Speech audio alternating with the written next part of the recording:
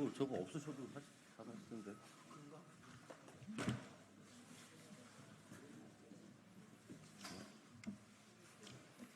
예, 더불어민주당 원내대변인 윤종군입니다. 두 건 브리핑하도록 하겠습니다.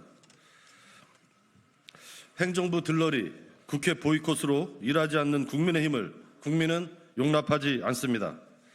22대 국회가 정시 출발한 지 일주일이 넘도록 국민의힘은 일하기를 거부하고 있습니다. 국민의힘은 여전히 관례를 문제 삼고 있습니다. 그럼 독재자 이승만 대통령 이후 최대 거부권 행사도 관례 때문이란 말입니까? 민주화 이후 누구도 윤석열 대통령만큼 거부권을 많이 행사하지 않았습니다. 국회의 결정을 존중하는 관례를 따랐기 때문입니다. 더욱이 국민의힘은 대통령의 거부권 행사를 막지는 못할 망정 오히려 앞장서 왔습니다. 일하기 위한 관례는 존중하지만 일하지 않을 핑계는 받아들일 수 없습니다.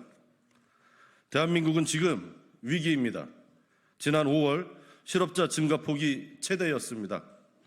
가계대출은 6조 원으로 폭증했고 가계빚 잔액 규모는 1,100조 원에 육박하고 있습니다.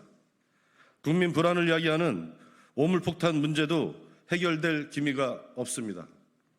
아직 국회에서 어떤 논의도 시작하지 못했습니다. 그럼에도 국민의힘은 무능, 무기력, 무책임을 국회에 강요하고 있습니다. 지금 이 순간에도 윤석열 정부가 국민의 삶과 대한민국을 깊은 수렁으로 밀어넣고 있습니다. 더는 좌고우면할 시간이 없습니다.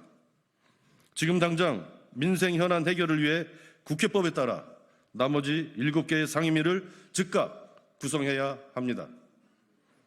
국민의힘은 윤석열 부부를 위해 일하지 말고 국민을 위해 일하십시오. 더불어민주당은 국민의힘의 발목 잡기에도 굴하지 않고 22대 국회를 일하는 국회, 민생국회로 만들기 위해 힘쓰겠습니다.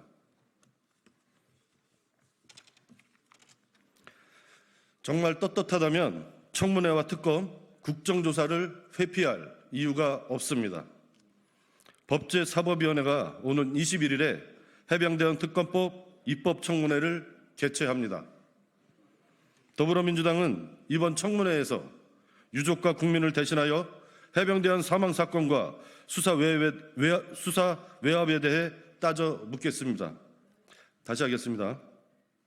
더불어민주당은 이번 청문회에서 유족과 국민을 대신하여 해병대원 사망사건과 수사 외압에 대해 따져 묻겠습니다. 무리한 수색 지시로 해병대원의 목숨을 앗아가고 뻔뻔하게 책임 회피로 일관하는 임성근 전 사단장은 결백하다면 청문회장에 나오십시오. 이종섭 전 장관과 이시원 비서관 등 수사외압 관계자들 역시 정말 떳떳하다면 국회 청문회를 회피할 이유가 없습니다. 국민께서는 청문회를 회피하는 자가 범인이고 출석 거부는 곧 자백이라고 판단하실 것입니다.